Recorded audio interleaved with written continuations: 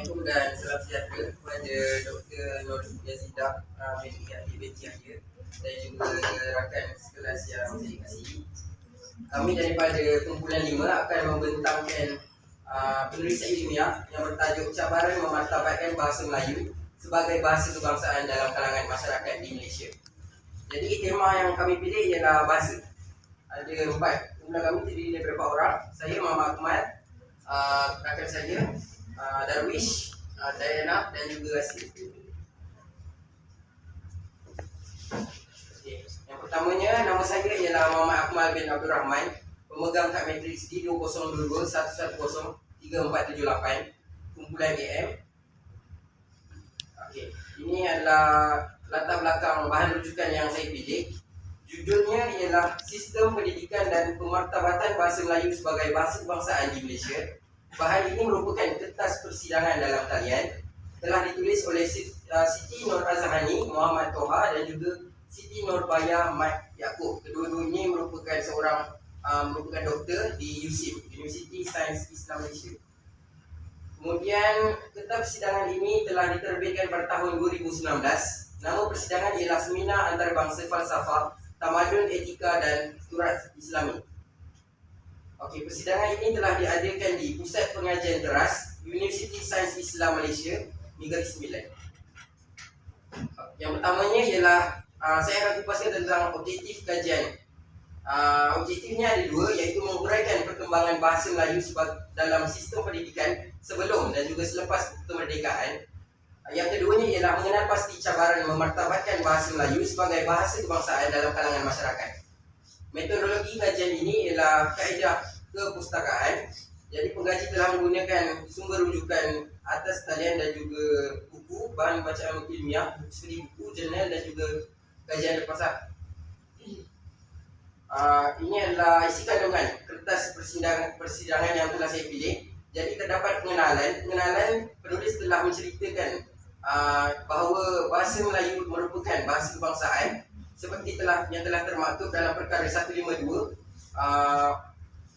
Perlembagaan Malaysia. Kemudian bahasa Melayu juga telah merupakan bahasa kebangsaan yang telah sejak turun-temurun, sejak zaman alam Melayu lagi. Kemudian diceritakan tentang perkembangan bahasa Melayu dalam sistem pendidikan sebelum merdeka dan juga selepas merdeka. Jadi pengkaji telah menekankan bahawa bahasa Melayu merupakan bahasa yang mempunyai tamadun dan juga martabat yang tinggi dan tidak seharusnya dipandang rendah kerana bahasa Melayu merupakan lingua franca pada zaman alam Melayu.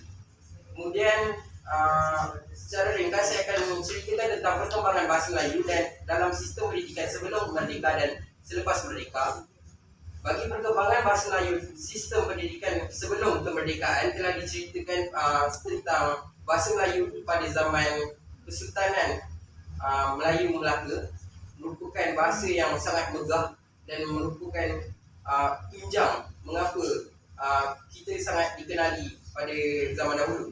Sebagai contoh, bahasa Melayu telah digunakan sebagai bahasa istana, bahasa diplomat, bahasa persuratan dan paling utama bahasa Melayu ini telah diangkat sebagai lingua franca dan digunakan secara meluas dalam perhubungan dan sebagai bahasa perantaraan.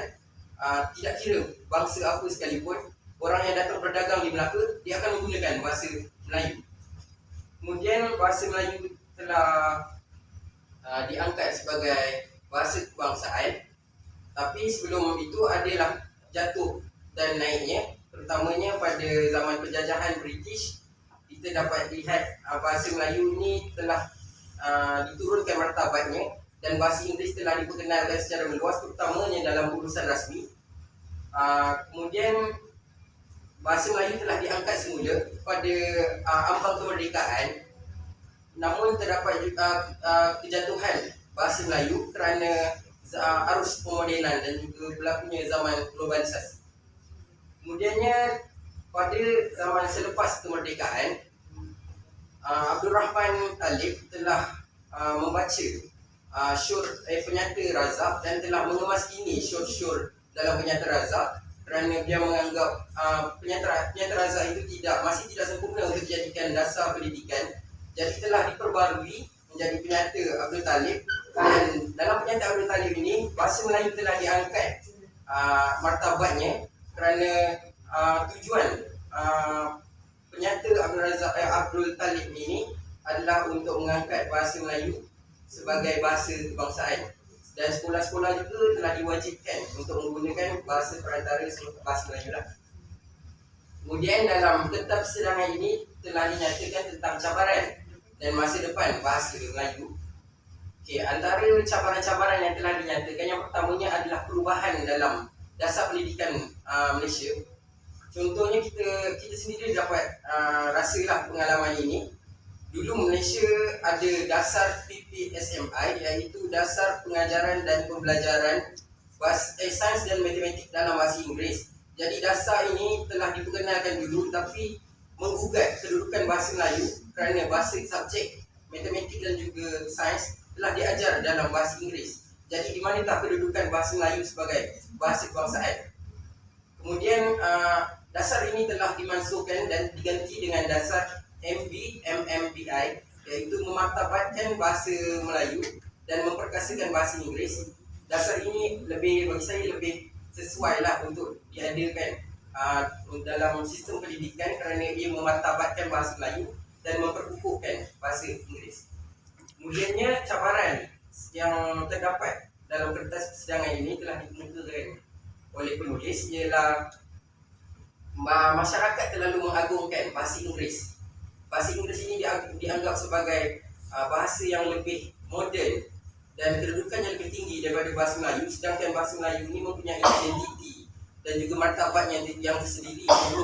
Kita boleh lihat sendiri di alam Melayu lama kita memang bahasa Melayu digunakan secara meluas dan sehingga menjadi bahasa lingua franca. Selain itu, terdapat juga cabaran-cabaran seperti globalisasi, cabaran globalisasi, iaitu bahasa Melayu semakin ditelan zaman dan bahasa Inggeris semakin diangkat. Selain itu ada juga bahasa seperti bahasa Cina yang dianggap sebagai bahasa ekonomi, dan bahasa Melayu sudah semakin dilupakan sebagai bahasa kebangsaan.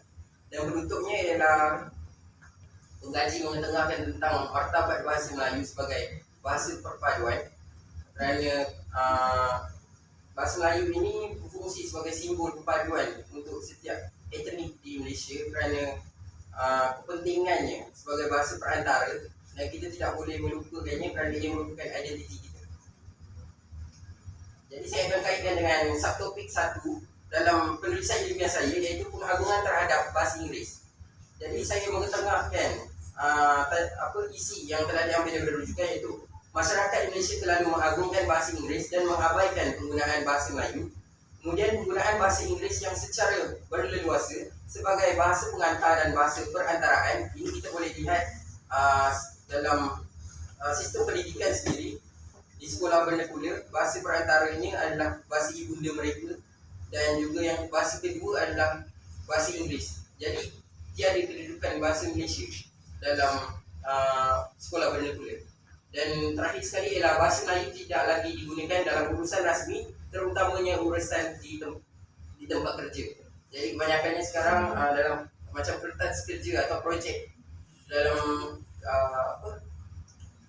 dalam kerja lah, bagi urusan kerja di kilang atau sebagainya, kebanyakannya mereka menggunakan bahasa Inggeris dan bukan bahasa Melayu. Seterusnya saya akan serahkan kepada rakan saya.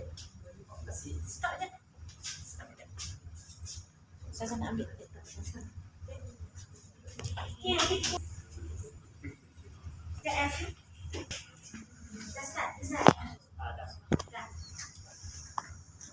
Assalamualaikum warahmatullahi wabarakatuh dan salam sejahtera kepada Puan Musyawarah dan kepada rakan-rakan sekalian. Saya Aziz Sarafin Zaidi, pemegang pemuka matrik D2022110469 daripada kumpulan AM.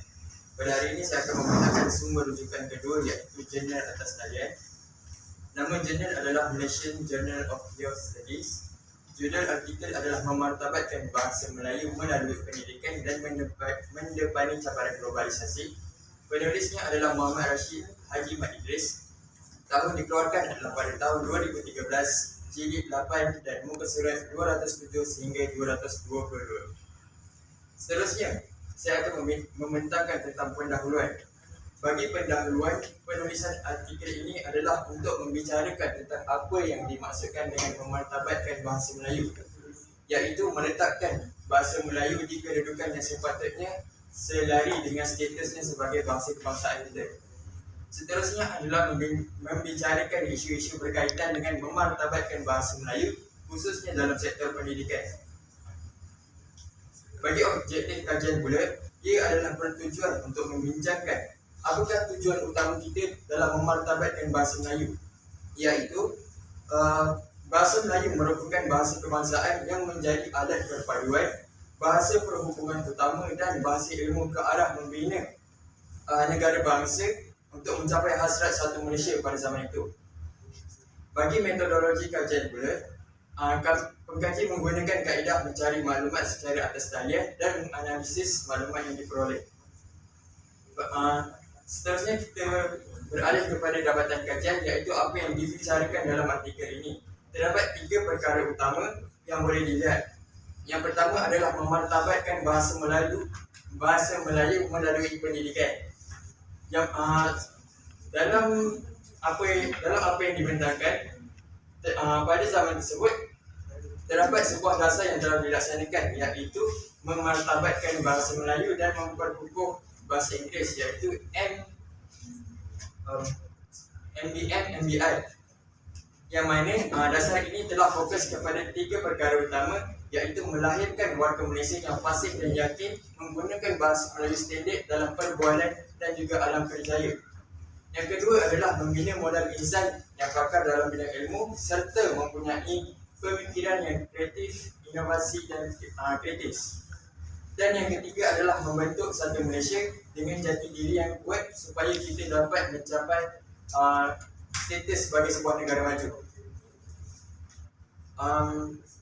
Seterusnya ialah pemerkasaan bahasa Melayu di sekolah, yang mana ia menitik beratkan peranan murid-murid dan juga peranan guru. Peranan murid-murid adalah untuk menyertai aktiviti yang berhubung dengan bahasa Melayu di sekolah supaya ia dapat meningkatkan daya berbahasa di dalam kalangan para pelajar. Seterusnya adalah peranan guru untuk memupuk minat pelajar. Guru perlu memainkan peranan mereka, iaitu peka dengan penggunaan bahasa Melayu yang dituturkan oleh pelajar. Guru juga perlu menjadi contoh dengan menunjukkan keyakinan, kesungguhan serta minat terhadap penggunaan bahasa Melayu itu sendiri. Dan yang ketiga adalah cabaran globalisasi. Globalisasi merujuk kepada era dunia tanpa sepadan, yang mana impaknya boleh dilihat melalui pemodelan bidang kehidupan, perkembangan teknologi maklumat dan juga penggunaan media sosial yang berleluasa. Dipetik daripada artikel tersebut, Malaysia dijangka menjadi sebuah negara maju pada tahun 2020 dan meninggalkan statusnya sebagai sebuah negara membangun. Perubahan ini dapat dilihat lebih ketara kepada perubahan fizikal seperti ekonomi dan juga pembangunan, dan hanya sedikit saja untuk perubahan kepada asas-asas penjiwaan dan jati diri bangsa seperti adat resam dan penggunaan bahasa. Atau dalam arti kata lain adalah proses osmosis yang dilalui oleh negara kita, yang mana nilai-nilai kuat yang berpengaruh akan menyedut nilai-nilai lemah yang kurang berpengaruh. Dan dalam apa yang saya cuba sampaikan ini adalah nilai-nilai kuat ini merujuk kepada perubahan fizikal, mana-mana nilai-nilai lemah ini merujuk kepada perubahan terhadap jati diri bangsa. Seterusnya adalah kita dapat melihat bagaimana impak globalisasi ini dapat dilihat bagaimana ia mengubah cara hidup lama, yang mana pada zaman dahulu bahasa yang diguna pakai adalah bahasa Melayu klasik dan bahasa Melayu standard. Namun dasawarsa ini bahasa Melayu yang dituturkan adalah campuran daripada bahasa Inggeris dan bahasa Melayu itu sendiri. Jadi ini adalah penutupnya. Individu berperanan dalam menyoal kepada diri sendiri tentang kemampuan mereka dalam penggunaan bahasa Melayu. Taraf penguasaan bahasa Melayu dalam kalangan pelajar-pelajar di sekolah, khususnya dalam aspek lisan dan tulisan, harus diperbaiki, dan rakyat Malaysia harus ambil cakna tentang kesan-kesan globalisasi kepada penghakisan identiti bangsa, kerana kita tidak mahu kehilangan harta yang paling bernilai, iaitu identiti kita sendiri. Sekian, terima kasih.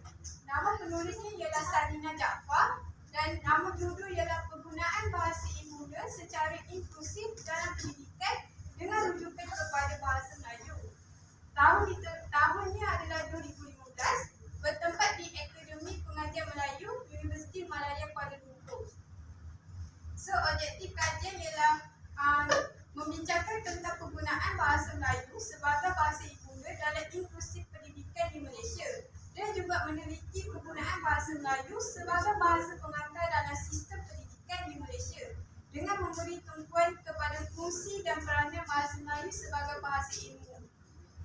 So, daripada kajian saya dalam ketua persidangan ini terdapat dua benda yang dibincangkan lah.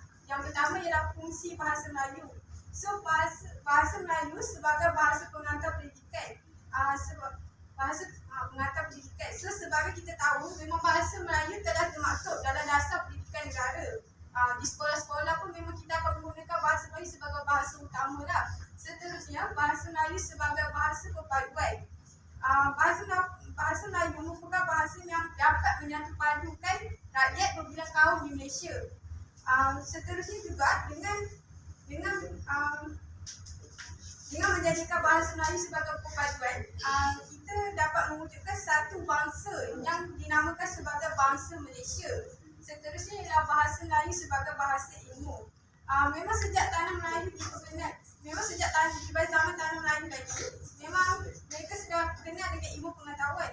Bermula dengan bahasa kuno yang menjadi bahasa klasik sehinggalah bahasa Melayu dianggap sebagai bahasa moden. Kemudian bahasa Melayu terus berkembang sebagai bahasa ilmu pengetahuan. So, seterusnya sebagai bahasa komunikasi. So, jelaslah bahasa komunikasi amat penting dan akan dapat mempertingkatkan hubungan dan dapat menambah kualiti komunikasi antara satu sama lain. So, dengan bahasa Melayu ni memang bahasa komunikasi yang kita guna sebab dapat dipahami oleh semua masyarakat lah. Seterusnya ialah bahasa Melayu sebagai bahasa lingua franca. So, berdasarkan penelitian dan kajian daripada ketua persidangan ini, bahasa Melayu ni memang telah diterima sebagai lingua franca atau bahasa komunikasi utama sejak 5 abad yang lalu, iaitu zaman Kesultanan Melayu Melaka pada abad ke-15 lagi. So, bahasa ini digunakan secara meluas dalam bidang perdagangan dan hubungan diplomatik lah. So, mereka telah berperanan sebagai pusat pengembangan bahasa, kebudayaan dan kesusasteraan. Seterusnya ialah sebagai simbol pemufakatan antara etnik. So, pemufakatan pelbagai kaum ni dirakam dalam bentuk dokumen tinggi dan mengukur, iaitu perlembagaan negara seperti yang termaktub dalam perkara 152 para 1 sebagai bahasa Melayu bagi persekutuan tanah Melayu atau Malaysia yang merdeka. Seterusnya ialah kekangan dan langkah penyelesaian. So, yang pertama ialah pengaruh bahasa Inggeris. So, proses globalisasi digunakan sebagai alasan bangsa Melayu dan seluruh rakyat Malaysia mesti mengetahui bahasa Inggeris. Padahalnya sudah ada dasar sejak tahun 1957 yang diperlakukan oleh laporan Razak sendiri bahawa bahasa Inggeris ialah bahasa kedua yang wajib diajarkan di sekolah. Hakikatnya penguasaan pelajar terhadap bahasa Inggeris tidak meningkat dan pemahaman terhadap bahasa Melayu pula semakin merosot. So, penggunaan bahasa Inggeris sebagai bahasa pengantar dalam pengajaran dan pembelajaran di institusi pengajian tinggi bukanlah jalan penyelesaian yang terbaik lah untuk belajar menguasai ilmu. So, satu kaedah yang mungkin boleh diaplikasi dalam hal ini ialah memperkenalkan sistem bahasa ibunda berdasarkan dua bahasa. Seterusnya, kegagalan menguasai bahasa. Terdapat ramai pelajar, terutama pelajar bukan Melayu, dia akan lulus dalam peperiksaan dan mendapat agregat A+ atau A. Namun gagal berkomunikasi dengan menggunakan bahasa Melayu dengan betul. Mereka ini memperoleh grade yang tinggi kerana mereka hanya fokus dalam peperiksaan tersebut. Seterusnya juga disebabkan oleh kurangnya tenaga pengajar yang mahir dan tidak menguasai bahasa Melayu dengan betul.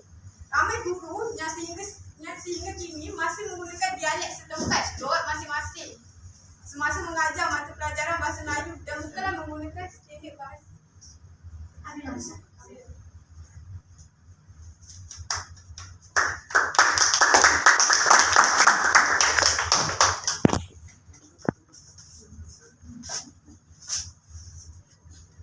Okay, Assalamualaikum warahmatullahi wabarakatuh dan selamat pagi. Nama saya Muhammad Adin Darwish bin Zainuddin, pemegang nombor metrik di 2022110353. Okey, saya akan menerangkan tentang sumber rujukan yang keempat iaitu jurnal. Nama jurnal ialah Asian Paper Journal. Judul artikel ialah Cabaran Pemerkasaan Bahasa Melayu dalam Usaha Mencapai Negara Bangsa di Malaysia. Nama penulis pula ialah Ibrahim Majdi dan Muhammad Kamil serta Maliani Muhammad. Jilid 3 dan keseluruhan antara 181 hingga 191. Okey. Metodologi kajian ialah saya menggunakan kaedah perpustakaan dengan melayari internet bagi mencari jurnal sebagai bahan rujukan. Objektif kajian pula menguraikan bahasa sebagai alat untuk mencapai negara bangsa dan juga mengenal pasti cabaran memartabatkan bahasa Melayu sebagai bahasa kebangsaan dalam kalangan masyarakat. Okay, isi kandungan jurnal ini ialah pengenalan.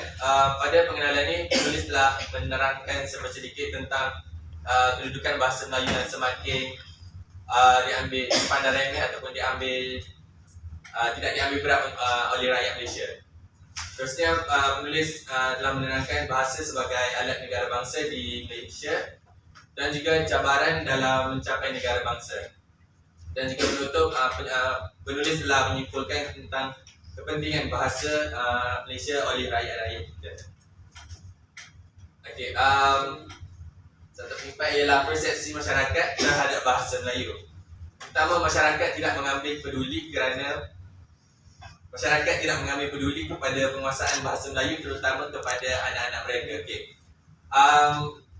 Hari ini kita boleh lihat pada masa kini ibu bapa memandang remeh terhadap penguasaan bahasa Melayu kepada anak-anak mereka sebab pada masa kini kita boleh nampak ibu bapa kalau dia orang nak hantar kat sekolah, dia orang akan hantar ke sekolah bahasa Inggeris. Dia orang akan rasa bangga bila anak-anak dia orang yang masih kecil tapi dah boleh fasih berbahasa Inggeris. Tapi berbahasa Melayu hanya pada level yang sedikit. Yang kedua ialah bahasa Melayu hanya bahasa kebangsaan dan bukan bahasa antarabangsa. Okay.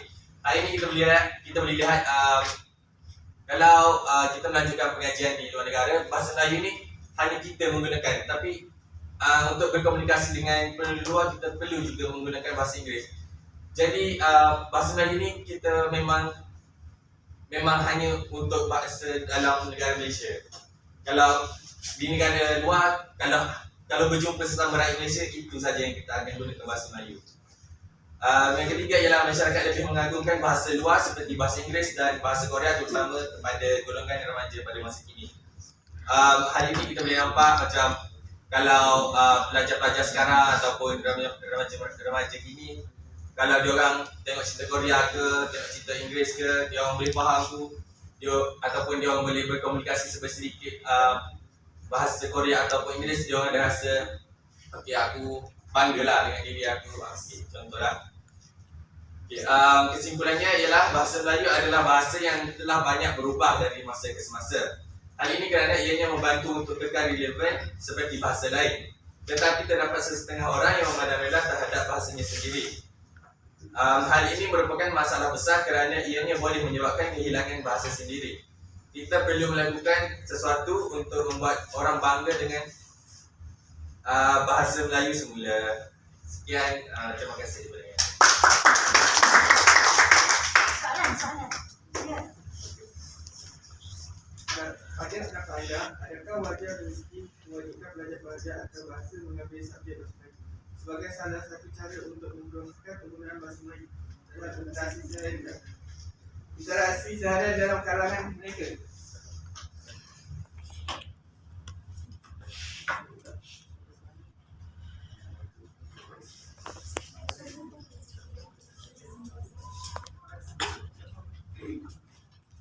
Pada pendapat saya, pihak universiti sepatutnya memang wajarlah mereka untuk mereka mahir dalam menggunakan student luar untuk mahir menggunakan bahasa Melayu, sebab bahasa Melayu merupakan bahasa perantara yang digunakan secara luas di Malaysia.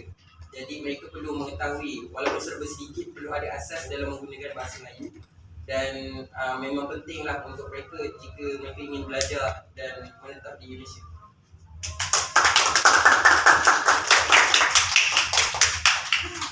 Sebenarnya memang ada pun. Kau tak tahu ke? Pelajar luar negara mesti mengambil subjek bahasa. Tapi bukan macam mana. Okey, soalan Ustazah. Bagaimana dengan anda sendiri? Dalam pembentangan pun anda selalu guna so. Then, Thank you. kan? Hatta dalam pembentangan wacana pun masih ada unsur-unsur bahasa Inggeris. Tinjauan literature sekali sekarang tu, kan? Jadi penggunaan bahasa Inggeris tu sudah menguasai anda sendiri, keluar dalam subjek wacana sendiri. Betul tak? So, bagaimana mengatasinya?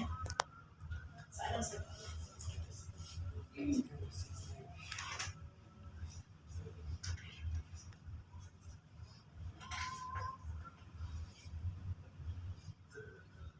Ada tak penyelesaian yang disediakan daripada rujukan yang anda baca? Ada tak cadangan? Jumpa tak cadangan yang kita boleh praktikkan?